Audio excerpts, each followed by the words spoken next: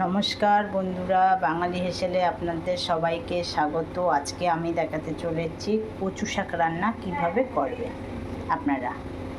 আমি প্রথমে নিয়েছি এখানে শুকনো লঙ্কা ফোড়নের জন্য, তেজপাতা, এখানে আছে মৌরি আর পাঁচফোড়ন, এখানে আছে পেঁয়াজ কুচানো আর রসুন কাঁচা লঙ্কা। আর আমি আজকে কচু শাকটা করবো চিংড়ি মাছ দিয়ে। আর রয়েছে আমার এখানে চিংড়ি মাছ। প্রথমে আমি কচু শাকটা সেদ্ধ করে নিয়েছি। এই যে কচু শাক আমার সেদ্ধ হয়ে গেছে, কড়াতে তেল গরম হয়ে গেছে। আমি প্রথমে চিংড়ি মাছটা ভেজে নেব।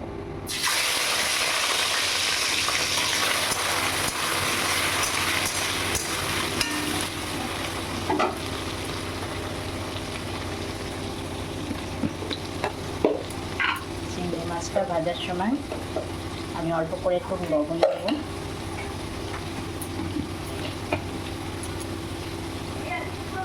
একটু হলুদ গুঁড়ো দিয়ে আমি ভালো করে চিংড়ি মাছটা ভেজে নেব।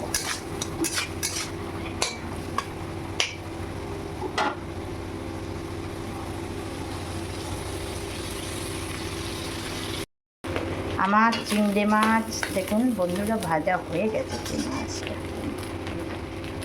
চিংড়ি মাছটা ভাজা হয়ে গেছে। এবার আমি চিংড়ি মাছটা নামিয়ে নেব।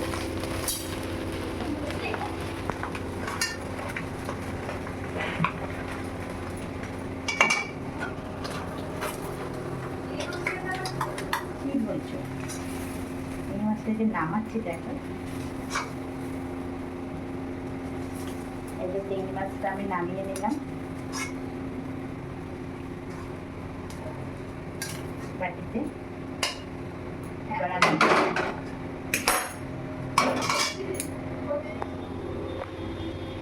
কড়ার মধ্যে আবারও একটু তেল দিয়ে দেবো, কেন কচু শাকে একটু তেল বেশি দিন লাগে। এবার আমি একে একে তেজপাতাটা ফোড়ন দিয়ে দিলাম, শুকনো লঙ্কাটা দিলাম ফোড়নে,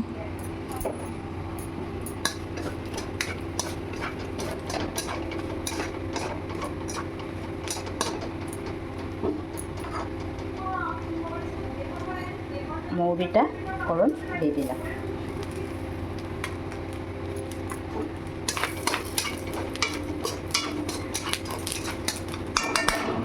এবার আমি কেটে রাখা পেঁয়াজ আর রসুন আর কাঁচা লঙ্কা চেরা দিয়ে দিলাম, দিয়ে আমি নাড়াচাড়া করি।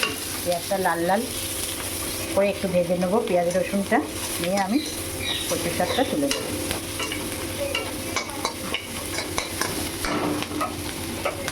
তার আগে কচু শাকটা থেকে আমি জল বের করে নেব। যতটা চিপে আপনারা জল বের করে নিতে পারেন, তাহলে তাড়াতাড়ি কচু শাকটাও হয়ে যাবে। সব থেকে ভালো হয় শুকনো একটা ন্যাকড়া, যদি সাদা ন্যাকড়া থাকে আপনাদের বাড়িতে সেটা নেবেন, নাহলে ঝুড়িতে নিলেও হবে। যে কচু শাকটা আমি জল বের করে নিলাম।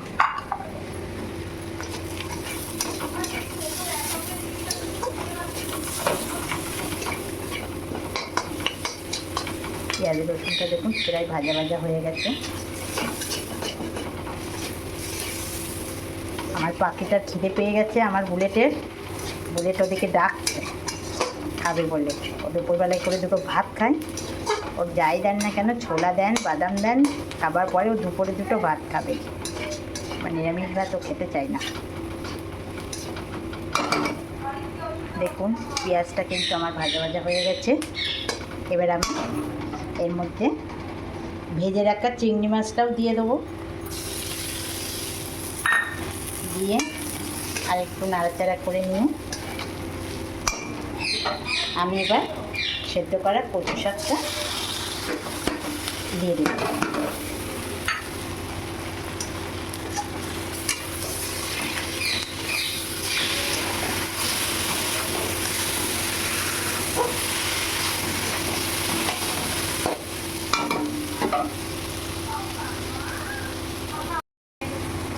আমি যেহেতু কচু শাক সেদ্ধ করার সময় লবণ দিয়েছিলাম অল্প করে, তাই আমি আবার একটু অল্প করেই লবণ দেব।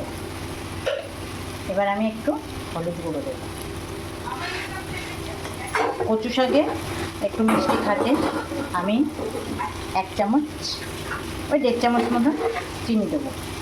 এই যে চিনি দিলাম, দিয়ে আমি আবারও কচু শাকটা একটু নাড়াচাড়া করে দেবো। কচু শাকটা একটু সময় নিয়েই করতে হবে, কচু শাক একটু সময় নিয়েই করতে হয়। দেখুন কি সুন্দর কালার এসছে।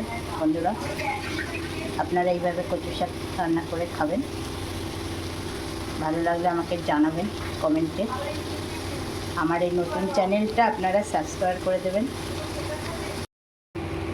এই যে দেখুন আমার কচু শাক কিন্তু হয়ে গেছে রান্না। এবার আমি কচু শাকটা নামিয়ে নেব। কি সুন্দর দেখুন বন্ধুরা কচু শাকটা।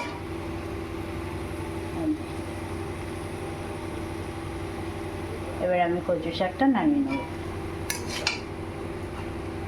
তার জন্য কচু শাকটা আমি